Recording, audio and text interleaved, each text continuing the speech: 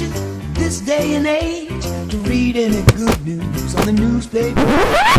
Hey guys, Brian here with another educational tip of the day.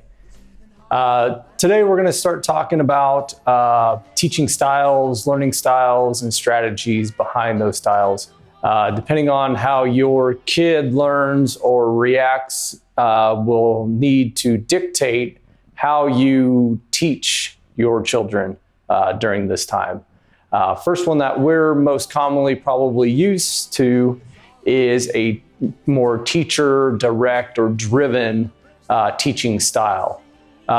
This style produces more of the teacher talking and the students listening, taking notes, and not being very interactive within the class. It's a lot of lecturing.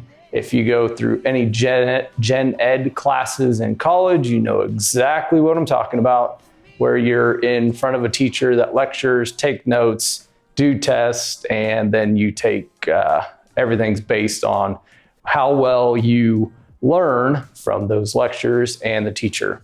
So that's one method. Coming up tomorrow, we'll talk about another method and take that in consideration whenever you're starting to teach your children.